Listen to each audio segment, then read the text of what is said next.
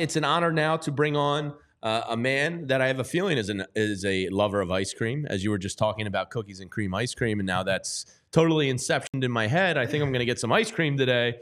It's our friend Jim Salisbury. Jim, what is your go-to ice cream flavor? If it's the summertime and I can find peach ice cream, I'm there. Ooh. Anything peach, I'm all over. Matter of fact, so being on the road all those years, you go to Cincinnati, and they have a local ice cream called Grater's, Ooh. and it was always within walking distance from the hotel. And they would, in the midsummer, always have peach ice cream. I'm telling you, man, I'm getting in the line twice. What was your go-to order with Frankie Two Scoops down at Citizens Bank Park? Oh man, I like all ice cream. Okay, yeah, I'm Maybe a saying. little fudge ripple or something like that. But Ooh. if Yeah, I the can Graham find Slam is peach, back, Jim. what's that? The Graham Slam is back. The Turkey Hill Graham Slam. It's in stores. People have spotted it in the wild. Yeah, Grand Slam. There's actually also a place like near me where I live, and they do banana ice cream. Unbelievable. Ooh, I'm a big black raspberry fan. I'm with you. A lot of those fruit ones are really good. Yeah. I guess we should talk about baseball now, Jim. I A real kerfuffle yesterday at Oracle Park. You like that? A rhubarb, a Donnybrook. Donnybrook is a great one. Bryce Harper was he was angry yesterday. I was just talking about it, Jim. As a Philadelphia sports fan, Bryce Harper kind of embodies every single thing you want to see out of your star athlete. He now has 21 injections. It's the most in baseball by almost triple. He plays with the passion and intensity that you want to see in your athlete. And even though nothing happened yesterday, I love seeing the fire out of him. Yeah, and I think this fire was completely justified. Yeah. One of the most remarkable things, honestly, if I were to measure it all up, all my years of covering baseball, maybe the most remarkable thing I have ever seen was the night he got hit in the face with a 96-mile-an-hour fastball. Hit in the face and walked away. Yeah. Now, think about what that could have done to his life, his career. I grew up in New England, and I was a little young at the time, but the legend of Tony Canigliaro and getting beamed in the face and how that changed his career and his life. I mean, you think about, and Bryce Harper got 96 in the cheekbone, walked away from it. That hit him with such impact that it ricocheted off his cheek and injured his wrist, if you remember. So I can see where he would react angrily like that. And I thought he showed a lot of understanding in not going to the mound. Sure. Because so he barks at the kid after the first one, and you can argue whether he was right or wrong to do that. But to me, I think that was visceral. It was coming from a place. It was coming from 4 years ago in St. Louis when he got hit in the face with 96 and saw his life flash before his eyes. It was a visceral reaction. Now you're a young pitcher, rookie pitcher on the mound, and the Bryce Harper barks at you. It's in the back of your mind, and you're saying to yourself, I can't come near him on this pitch. Even the catcher set up away. And it's like when you stand over a ball and you say, I'm not going to hit this ball in the water. I'm not going to hit this ball in the water. I better not hit this You're ball in the water. toast once you do that. And you hit it in the water. Yeah, of course. I think that's what happened to the pitcher. And after the game, Harper said he didn't do it on purpose. It was a sinker that got away. But I can see why he was upset. I think it was good that cooler heads prevailed, and they didn't have a all-out bench clear with fists being thrown, because you don't want to see anybody get hurt. You got a hell of a team. You can't afford to lose people, especially guys like anybody. You can't afford to lose anybody. So, but to get back to your question, yeah, he's got a lot of fire. I mean, I heard him take some heat because he didn't run out the next ground ball, but I'm not sure where his head was after that. Yeah. I'm not sure where my head would be after taking not one, but two right under the chin with his history. So, I hear people say you should hustle that ball out. Like, to me, that's a separate incident that stands alone. I watch him go. This guy wants to win. You mentioned fire and passion, how much he wants to win. Watch Bryce Harper go first to home on a double sometime with the game on the line. He's a freaking madman. Yeah. first to home, the way he runs to try to win a game. So, yeah, I do think he embodies Philadelphia, and he's a lot of fun to watch. He didn't have a great road trip, but neither did Stott, neither did Bohm, neither did the team. And we talk about it all the time. When you get three guys hot, boom, something really special can happen. Three of your big guns go cold. They have a tough road trip. But yeah. Yeah. And Jim joins us as part of the news of the day, the big story presented by TrueMark Financial Credit Union. Check out TrueMark.com/PHLY or stop into your local branch to learn more about the credit union difference at TrueMark Financial today. Jim, one of the things I was talking about in the open, too, I think this is a real credit to Rob Thompson. I think the toughest job a manager has over the course of the year is managing the clubhouse and the personalities and making sure everybody has each other's back. You've seen it now with this team since Rob has taken over, and Kyle Schwarber talked about it in spring training. They would hop over the railing for him in a second. They would hop over the railing for any one of their guys in any second. This team is just really, really a tight-knit group, even as an outsider that's not in the locker room daily. You can just tell that this team has each other's back. And I think it's a big part of their secret sauce. No question. Togetherness and chemistry, it all goes together. I remember doing a story about this late in 2022, how they had come together. And kind of the angle on the story was, Schwarber would lug a bunch of guys out there early, like at 2:30 to hit against the curveball machine. Laugh if you want. We know this, but there is such a thing. And Gabe Kapler. It actually it actually has a function, but all of a sudden now you have 8, 9, 10 guys out there extra hitting, hot, way before game time, and they'd be playing games and they'd be getting on each other and razzing each other. And it really built a lot of togetherness. And one of the quotes in that story was Schwarber saying, "The good teams are close, close this way." I remember talking to John Kruk about this in 2011, and he was on a team 93 that was very close and had a lot of success. But I remember talking to Kruk about this at the All-Star game in Phoenix in 2011, and all their All-Stars traveled together and chartered a plane and took their families. And, these are guys around each other every day for 7 months, but they went together to the All-Star game, made it a family thing. And Kruk flat out said, that's why they're good. They like each other. They're close. So you can say that winning breeds that, or you can say togetherness breeds winning. I don't care. As long as you have it, it's really special. And yeah, these guys have it. They have each other's back. You mess with one of us, you mess with all of us. Yeah, it's great to see. One of the other things that's great to see with this team, Jim, is Christopher Sanchez is really, really emerging as a bona fide, just good pitcher. You can number him whatever the hell you want. On some teams, I feel like he could be a 2 or a 3 with how well he's pitching yesterday.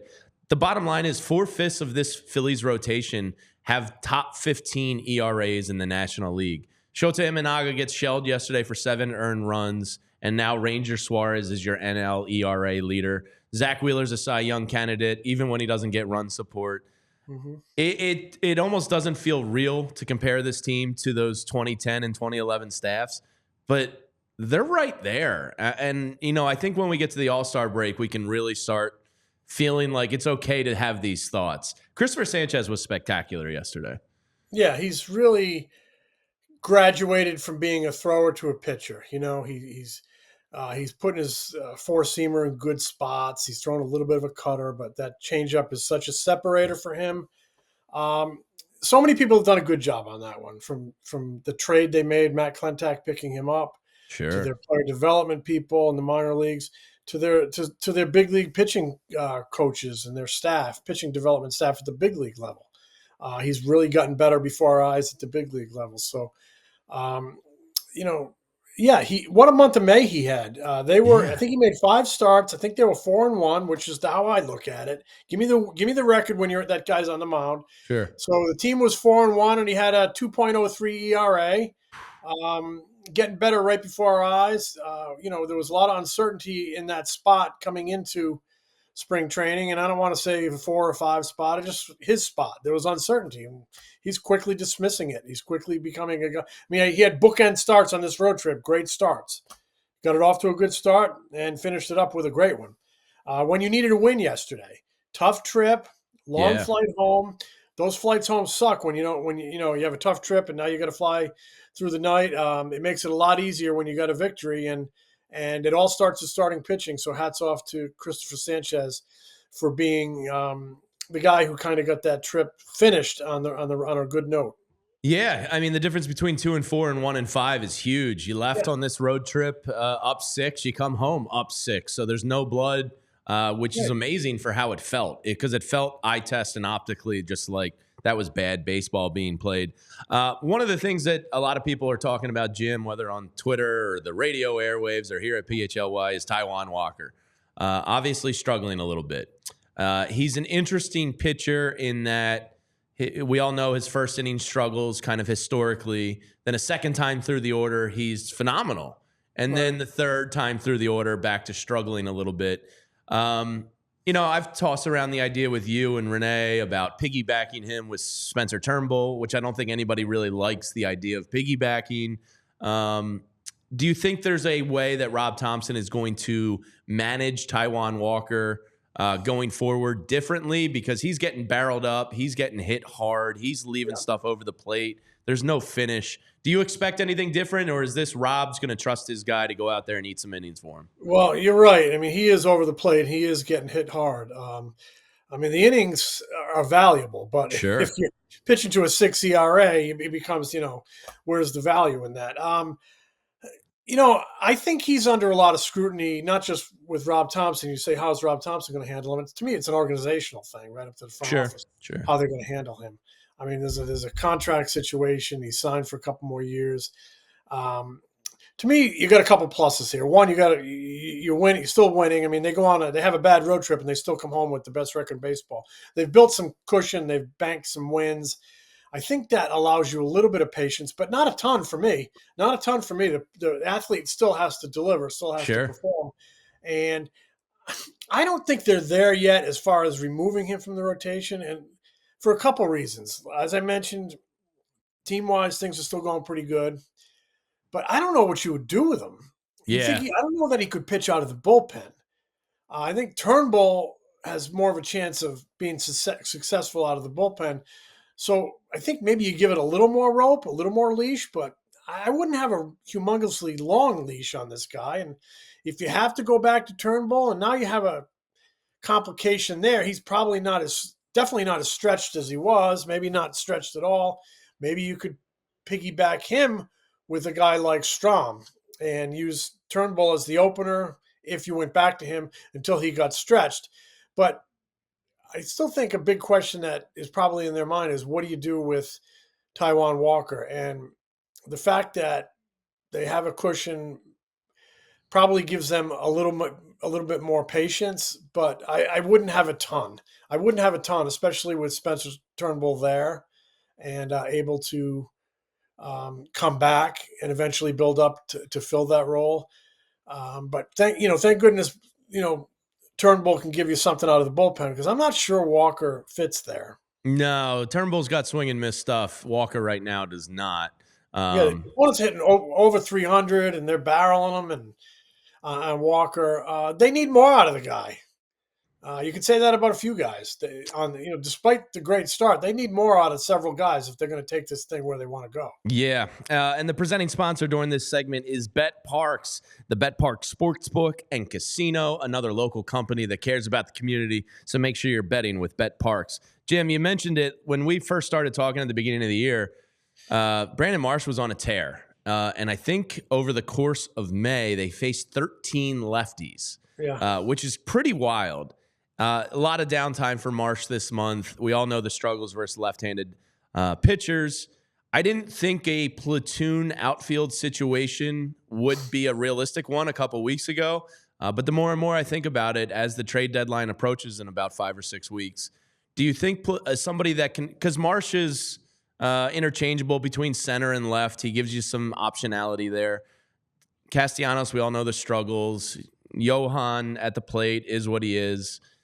Marsh, you don't want to see him in the playoffs versus a lefty. Do you think there's a platoon outfield veteran type of guy that could be on the Phillies? I'm not asking for names, but do you think this is something they're going to possibly address? Well, I do think, yeah. I mean, if it was me, I would have outfield bat on my radar.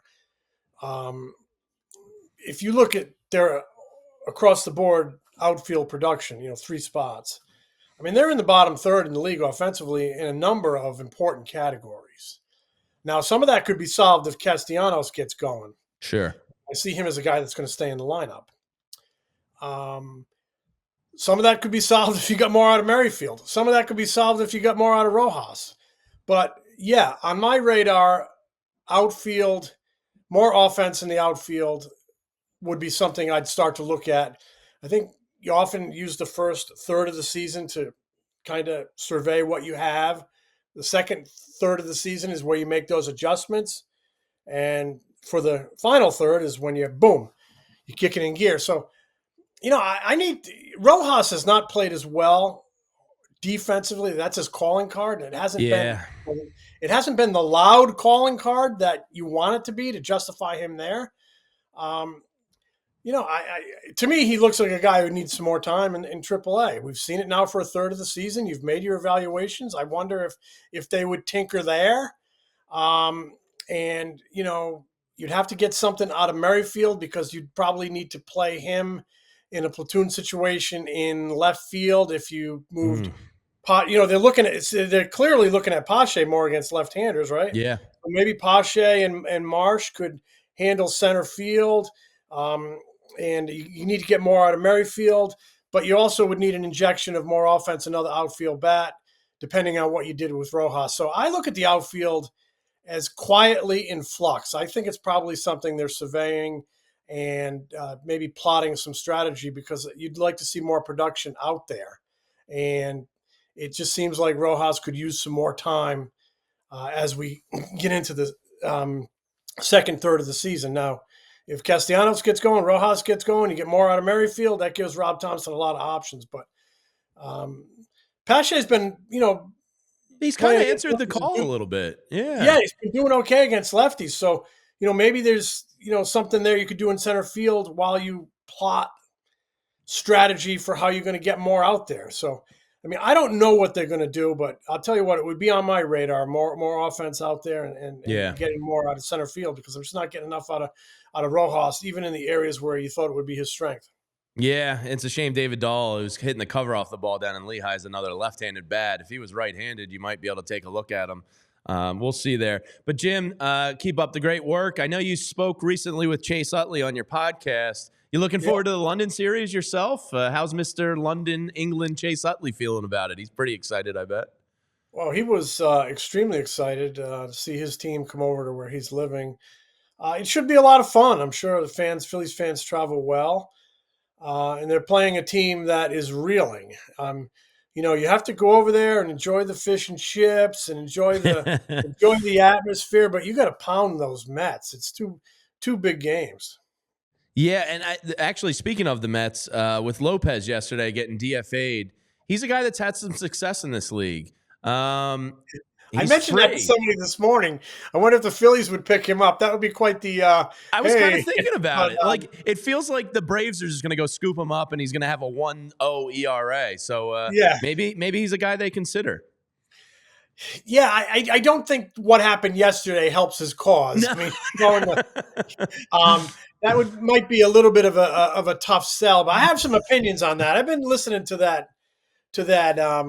The audio there, the video and the audio, and boy, he's from Puerto Rico. Spanish is his native language, and Major League Baseball has interpreters for every team. Every team employs an interpreter, and I know he may have said, "I want to do this on my own." I would point that out. Yeah, it appears he might have been able to use a little lifeline there. I wonder what happened there. I wasn't there. Again, I said he might have declined it. But to me, there's some question whether he was using the word. Yeah, like, I'm a bad teammate or we're a bad team. Enough there that makes you scratch your head and maybe feel a little bit for him. I mean, in that moment in front of his locker. But he was given the opportunity to take it back, and he didn't. I mean, and it goes back to you can't rip your shirt out and throw your glove in the stands. that doesn't look good. But going back to your point, it did cross my mind that would be quite the the na if somebody if the division picked him up and he went from a team that's plummeting to a team that's doing pretty well and end up being a contributor. We'll see. Baseball's a strange game. You never know. It is. And those poor people in London have to watch Taijuan Walker versus Sean Manaea next Sunday. So that's tough. But Jim, keep up the great work here. You can check out Jim's writing on allphly.com. Always love our time together, Jim, and appreciate it. And we'll get out on the links soon, I promise. Okay. Well, I'm hitting them so bad I might retire. I've been there. I was just there last Saturday. It's all right. You got to play through it. Okay. All right. We'll talk to you soon, Jim. See you. There's Jim Salisbury, the great Jim Salisbury. We all silly like the mayor.